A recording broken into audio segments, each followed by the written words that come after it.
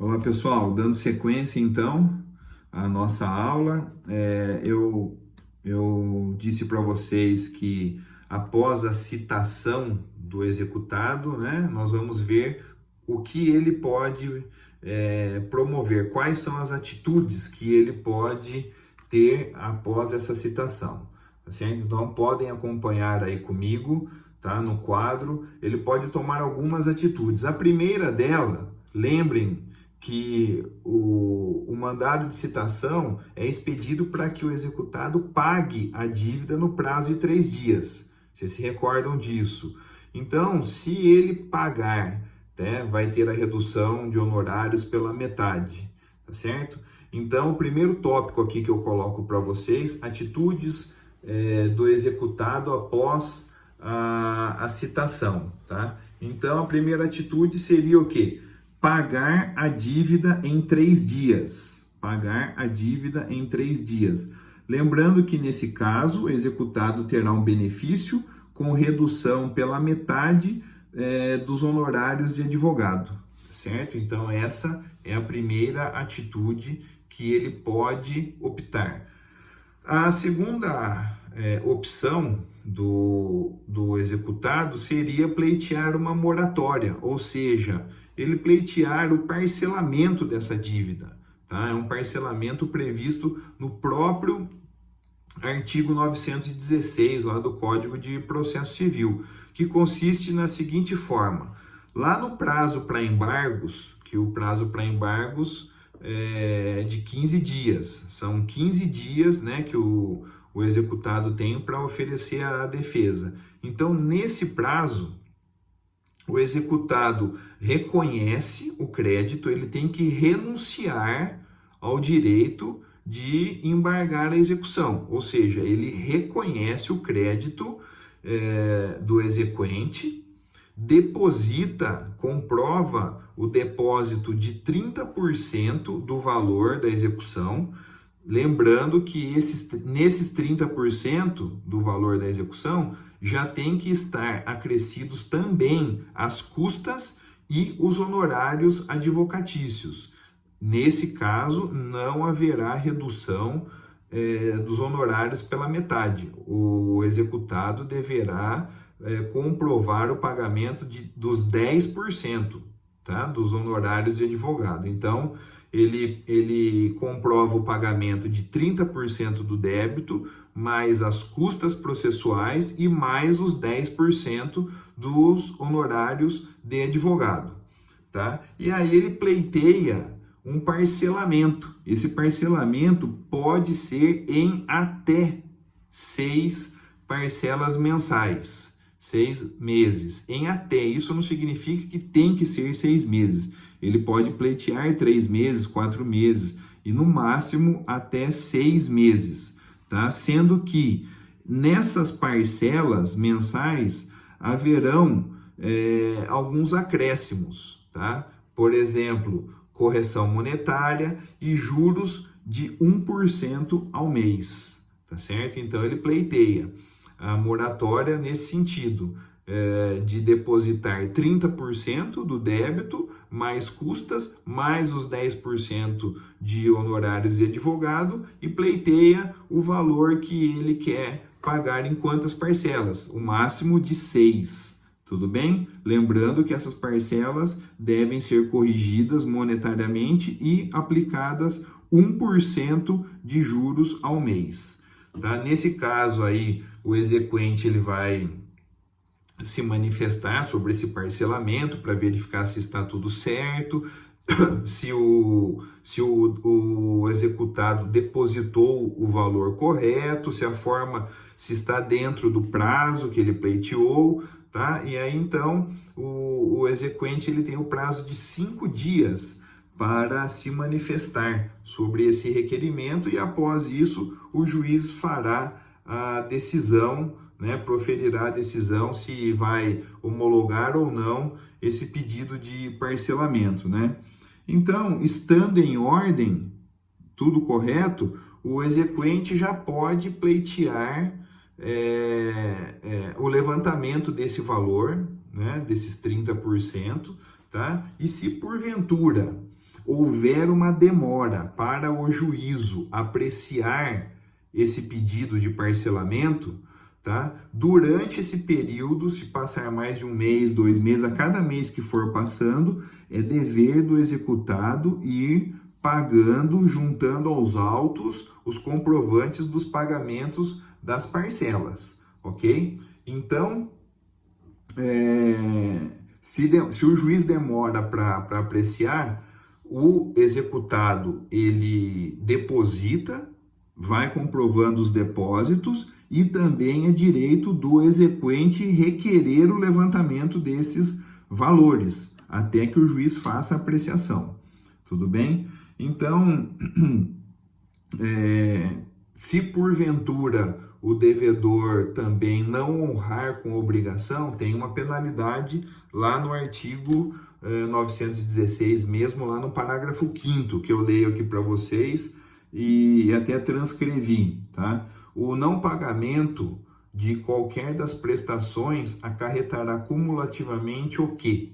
Tá? O vencimento antecipado das parcelas, o prosseguimento do processo com o reinício de atos executivos, ou seja, de ataque ao patrimônio do devedor. E além disso, haverá uma imposição de multa de 10% sobre o valor das prestações ainda não pagas. Tá? Então, novamente, se o devedor teve a moratória concedida, esse parcelamento deferido pelo juiz, ele vem pagando normalmente, tá? E porventura ele atrasa, qual é a consequência desse atraso? O vencimento antecipado das parcelas vincendas e uma aplicação de multa de 10% sobre esse valor somado das parcelas vincendas, ok? Uma situação bastante importante que há muitas pessoas que confundem, tá? Essa moratória, esse tipo de parcelamento não é permitido, tá? Em fase de cumprimento de sentença. Esse tipo de parcelamento não é permitido em fase de cumprimento de sentença, tá? Tem até previsão, tá? No próprio artigo 916, lá no parágrafo 7º, não é permitido pleitear o depósito de 30%, fazer o depósito de 30% e pleitear o parcelamento em até 6 parcelas mensais, em fase de cumprimento de sentença. Isso só é permitido, tá certo? Em processo de execução para cobrança de título extrajudicial, ok? Para cobrança de título extrajudicial. E por fim, a atitude também que o devedor pode promover seria a apresentação de defesa. Então, novamente, 3 atitudes aí que eu coloco para vocês. Após a citação, ele promoveu o pagamento no prazo de 3 dias, ele pleitear o parcelamento dentro do prazo de embargos, que é o prazo de 15 dias, tá certo? Ou no prazo dos embargos, que são 15 dias, ele oferecer essa defesa. Lembrando, classe, que os embargos à execução são uma verdadeira ação judicial tramitada pelo procedimento comum, tá? Lá, o devedor, ele promove uma ação em face do credor, tá? É uma ação que visa rechaçar ou o processo de execução, se tiver algum defeito no processo de execução, falta de condições da ação, falta de pressupostos processuais, por exemplo, ou ele ataca o próprio título executivo extrajudicial, vício no título, algum vício de consentimento, tá certo? São diversas matérias que o devedor tem para alegar em sede de embargos à execução. E daqui a pouco eu vou passar para vocês o dispositivo legal no qual está descrito quais matérias o devedor pode alegar em fase de embargos à execução. Então, agora eu acho interessante passarmos aqui a analisar o procedimento dos embargos à execução, tá? Nos termos lá do artigo 914 do Código de Processo Civil.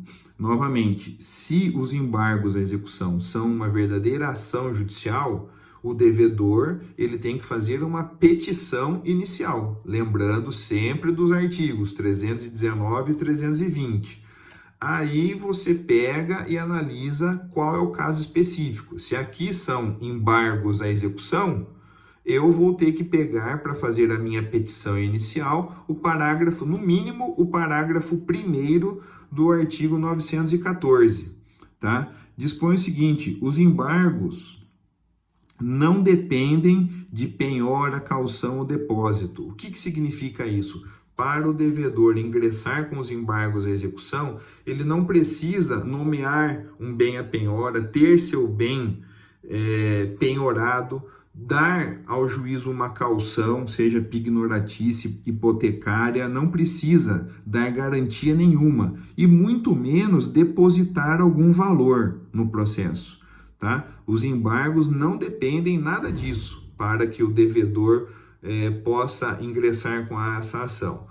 Esse é um primeiro ponto. Segundo ponto, tá? Os embargos devem ser distribuídos por dependência ao processo de execução, porque eles são processos, tá, autônomos. Tá? Um é o processo de execução e os embargos, outro processo que visa atacar o processo de execução ou o título executivo extrajudicial. Tá? E então, se o processo de execução está tramitando perante a primeira vara civil da comarca de São Paulo, tá certo? Então, os embargos serão distribuídos perante aquele juízo. Só que tem um detalhe: os embargos serão autuados apartados. O que significa isso? Significa que os embargos não ficarão dentro do processo de execução, tá? É um processo separado do processo de execução. São processos autônomos que têm os seus andamentos de forma autônomas, tá certo? Então, embora seja distribuído perante o juízo lá que tramita o processo de execução, os embargos não vão ficar na dependência, tá? Tramitando dentro do processo de execução. Serão formados um instrumento apartado, tudo bem? E além disso, como os embargos eles são formados por um instrumento, né, um processo separado do processo de execução, tá? Quais documentos que eu devo instruir esse processo de embargos? Tá? Com as principais peças do processo de execução: petição inicial da ação executiva, as procurações, o título executivo e outros documentos, tá, importantes lá do processo de execução. Tá? Um documento muito importante é o mandado de citação, que você, embargante, tá, deve juntar nos autos dos embargos. É o mandado de citação do processo de execução. Por que o mandado de citação? Porque é a partir da juntada do mandado de citação que se conta o prazo de 15 dias. Então, o embargante, para comprovar a tempestividade desses embargos, ou seja, para comprovar que ele está dentro do prazo, tá? Nada mais do que juntar, tá, o mandado de citação e a informação do dia que esse mandado foi juntado, né? Para que seja comprovada aí a tempestividade, tudo bem? E outro fator importante é que o advogado pode declarar autênticas as cópias que ele está juntando nesses embargos à execução, tá certo? Declarar que as cópias obtidas lá do processo de execução, que ele está juntando nos embargos, são cópias autênticas. O advogado tem esse poder dado aí pelo próprio artigo 914, parágrafo 1º, tá bom? Artigo 914, parágrafo 1º, tá certo? E agora nós vamos ver aí sobre a legitimidade, embora eu já tenha comentado, mas é importante frisar novamente a legitimidade para propor os embargos à execução. A legitimidade ativa, obviamente, é do executado, do devedor, e a legitimidade passiva é do exequente, do credor. Então vejam, lá no processo de execução, a legitimidade ativa é do credor, no processo de execução. E nos embargos, tá, a legitimidade ativa é do devedor. E lá na execução, a legitimidade passiva é o do devedor, é o executado. E a legitimidade passiva nos embargos à execução é do exequente, do credor. Tudo bem?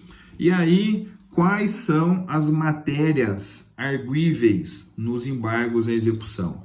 Essas matérias, elas estão descritas lá no artigo 917 do Código de Processo Civil. Artigo 917, eu cheguei a transcrever aí no PowerPoint o artigo 917 para facilitar o estudo de vocês, para que vocês não precisem nem pegar o código, já está transcrito aí o artigo 917, que agora eu leio para vocês aqui. Nos embargos, a execução, o executado pode alegar o quê? Inexigibilidade da obrigação. Uma obrigação inexigível, ou seja, uma obrigação, às vezes, ilícita ou física ou humanamente impossível, tá certo? Então, como que vai ser passível de ser executada essa obrigação? Tá certo? Inexequibilidade do título. O que significa um título inexequível? Um título que é eivado de vício, tá certo? Na sua formação. Às vezes um título prescrito, tá certo? O prazo para que o credor entrasse com a execução era de 3 anos. O credor entrou com a execução após 3 anos e meio. O devedor, em sede de embargos à execução, ele fala, olha, é inexequível esse título, tá? Ou é inexigível essa obrigação pela prescrição, tá? Outra situação, a penhora incorreta ou avaliação errônea. O que significa penhora incorreta? Às vezes, tá? Ocorrem penhoras em bens do devedor de bens absolutamente impenhoráveis. Nós vamos ver mais adiante, não nessa aula, mas futuramente, que existem bens impenhoráveis. Em certas situações, o salário, a pensão, né? Nós vamos ver a caderneta de poupança até um determinado valor, tá? Que são bens impenhoráveis. Tá? E aí ocorreu a penhora desse bem. O devedor tem o direito de alegar para o juiz, olha, esse bem eu devo, mas esse bem aqui não pode ser penhorado, né? Porque ele é impenhorável, tá certo? Ou uma avaliação errônea. Todo bem que vai ser penhorado, antes de ser adjudicado ou leiloado, né? Antes de ser vendido ou o devedor pegar para ele, tá? Tem que ser avaliado. Por que tem que ser avaliado? Para verificar do quanto que vai ser amortizado do débito, tá certo? Então, se houver uma avaliação errônea, quem geralmente de início que faz essa avaliação é o próprio oficial de justiça. Então, o oficial de justiça, quando vai fazer a penhora, ele faz a avaliação. E aí, o devedor, se ele entender que foi feita uma avaliação errônea, tá? Ele vai produzir prova nesse sentido e vai deduzir essa matéria em sede de embargos à execução. E também excesso de execução. O que significa o excesso de execução? Olha, esse excesso de execução, vocês podem ver no próximo quadro, tá? No próprio parágrafo 2º do 917, ele traz diversas situações em que demonstram o excesso de execução. Lá no inciso 1º ele coloca: quando o exequente pleiteia quantia superior à do título. Ora, se o título ele atualizado perfaz o valor de 10 mil, tá? E o exequente está pleiteando 18 mil, tá certo? Então tem um excesso de execução no que tange aos 8 mil reais, tá? Só que tem um detalhe, classe, muito importante. Aí os parágrafos 3º e 4º do artigo 917, tá? Se porventura o devedor executado, que é o embargante, alegar excesso de execução, tá? Ele tem o dever de falar qual é o valor que ele entende correto. Ele tem essa obrigação. Por quê? Porque se ele não disser nos embargos qual é o valor que ele entende devido, o juiz vai ignorar essa alegação. Então, ele coloca o seguinte aqui o legislador coloca o seguinte aqui no parágrafo 4º do 917: não apontado o valor correto ou não apresentado o demonstrativo, quem que deve fazer isso? O embargante, né? O devedor. Então, quando o devedor, o embargante, não apontar o valor correto, o valor que ele entende correto, ou não apresentar o demonstrativo para comprovar isso, os embargos à execução serão liminarmente rejeitados. O juiz nem vai ler essa argumentação, se o excesso de execução for o único fundamento, porque às vezes os embargos têm vários fundamentos.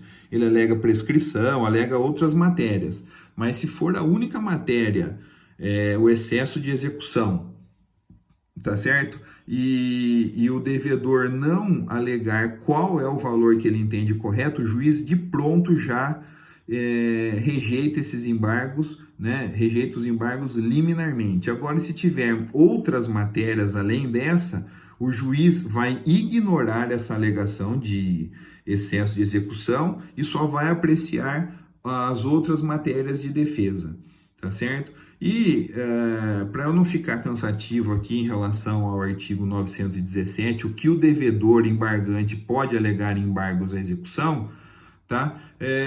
Eu já vou direto lá para o inciso 6º do artigo 917. Notem que lá está descrito o seguinte, que o executado pode alegar qualquer matéria que lhe seja lícito deduzir em defesa em processo de conhecimento. Ou seja, se ele pode alegar qualquer matéria que ele pode deduzir em processo de conhecimento, e em processo de conhecimento a parte pode ter o domínio das provas de forma ampla, tá certo? Em embargos à execução, ele pode fazer a mesma coisa, pode alegar que houve um vício de consentimento e pedir a designação de uma audiência de instrução para ouvir testemunhas. Ele pode alegar, o devedor embargante pode alegar que a assinatura naquele título não é dele, ele pode pleitear a realização de uma perícia para apurar a sua alegação, ou seja, qualquer tipo de prova admitida no ordenamento jurídico. Tudo bem? E aí nós partimos então para os efeitos que os embargos à execução são recebidos. Notem, friso bastante que os embargos à execução são recebidos sem o efeito suspensivo. Sem o efeito suspensivo. O que significa isso? Enquanto está tramitando, essa é a regra geral, sem o efeito suspensivo. Enquanto estiver tramitando os embargos à execução para apurar se o devedor tem ou não razão, tá? O exequente lá no processo de execução vai ter a tramitação normal, no processo de execução, para escutir bens do devedor, para penhorar bens do devedor, para tirar bens do devedor para satisfazer o crédito do exequente, tá certo? Então, os dois processos vão tramitar de forma paralela e sem qualquer suspensão. Essa é a regra geral. Entretanto, os embargos poderão, isso não é sempre, entretanto, os embargos poderão ter efeitos suspensivos quando comprovado o parágrafo 1º do artigo 919. O que dispõe lá esse parágrafo 1º do artigo 919?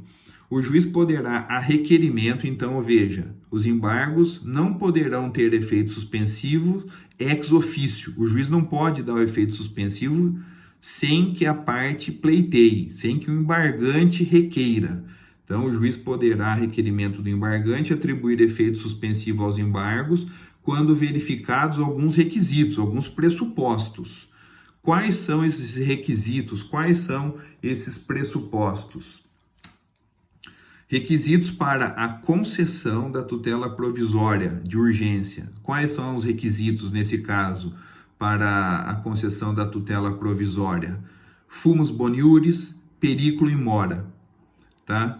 Fumus boniuris e periculo in mora, tá? E desde que a execução já esteja garantida por penhora. Então, pessoal, penhora, depósito ou caução suficientes, né, a garantir a execução.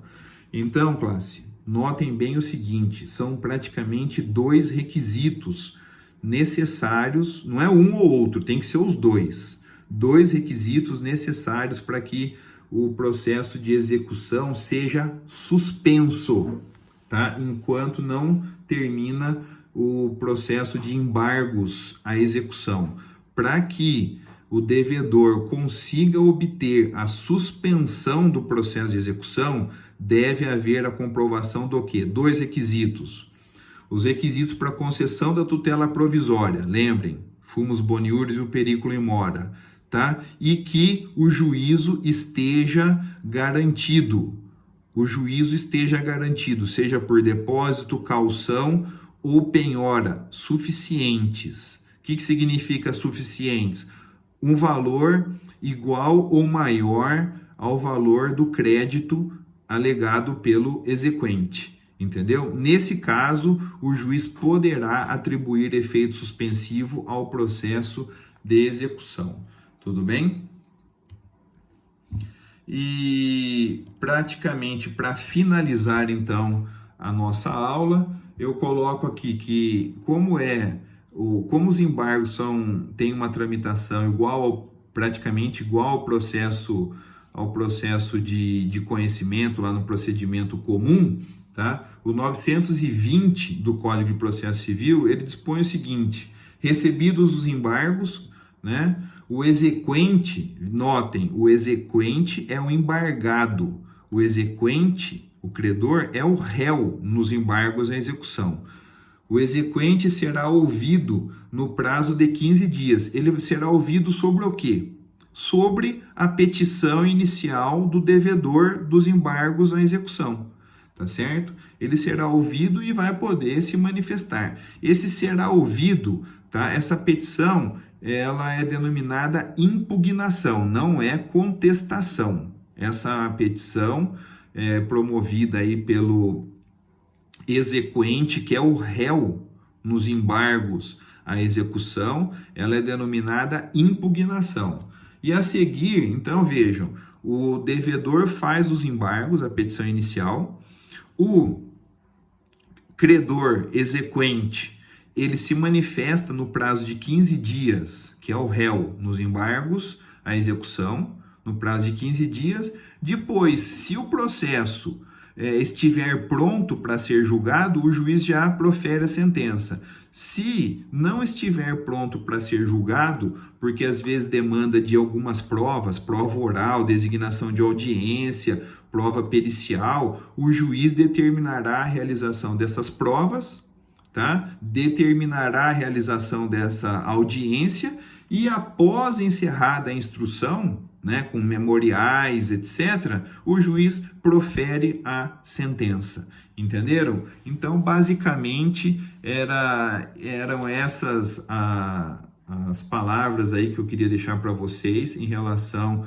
ao processo de execução. Percebam que nós estivemos do começo ao fim, né, até o proferimento da sentença, no processo de execução e também no processo de embargos à execução. Espero que tenham gostado, tá? E eu estou disposto a ouvir aí seus comentários, eventualmente algumas críticas, para que eu possa melhorar ao longo desse período que estamos fazendo essas aulas aí virtuais, tá bom? Um grande abraço a todos, até mais, pessoal!